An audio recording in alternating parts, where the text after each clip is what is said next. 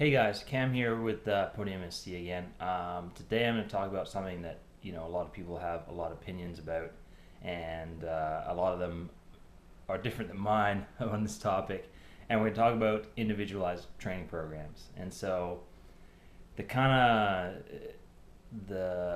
of theme right now in CrossFit, and and actually in strength coaching in general, everyone wants an individualized program. Everyone wants to be treated like that special little snowflake that has a unique blend of different muscle types and different energy systems and different skills and abilities and stuff like that. But I'm here to tell you that for CrossFit, for the vast majority of people, I'm talking 95% of people, you don't need an individualized training program. People will charge more for individualized training programs, and that's part of the reason why they offer them. For example, if I'm going to offer an individualized program, the amount of time I'm going to put into it requires me to charge more for people. So a lot of people now are making money, a lot of coaches are making money on individualized programs, selling individualized programs, and kind of feeding that perceived need in the population.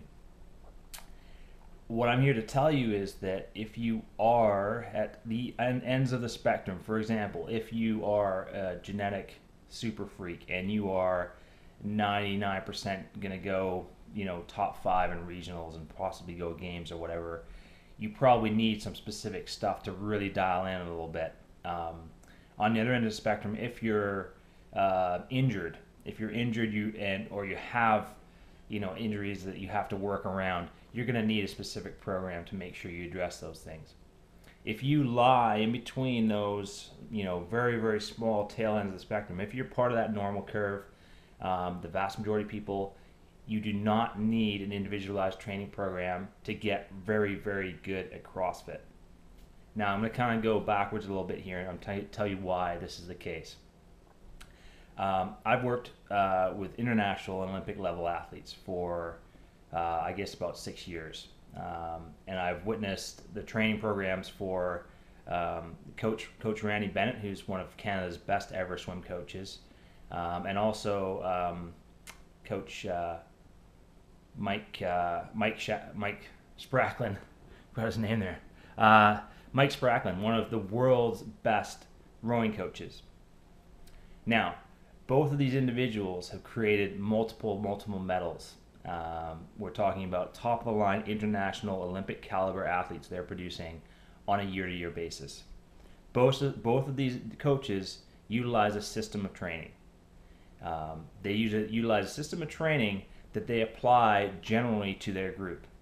Now, there may be slight variations here and there, but it's the system of training that they've worked on, that they've honed for a period of years, that allows them to have that success. If we look at CrossFit, there's a lot of variation in movements, a lot of variations, time domains, that sort of thing. But you need to have a system of training so that you can measure year to year to year. If I take my 15, 20 athletes and I put them on each individual programs, I've got we talk about sample size. We've got an N of 1 for each different individualized program. That gives me very, very little information. It's going to be 3 or 4 or 5 years before I can actually move those people forward with the information I have. Versus if I have those 15 and 20 people on the same basic foundational program that I know works, that I've applied for a series of years, I know that they are going to move forward. I know it. It happens every year, and it's getting better every year because I have a large sample size to draw from. And so these people are moving forward. Yes, there are tweaks here and there. There's people that need to work on certain things here and there.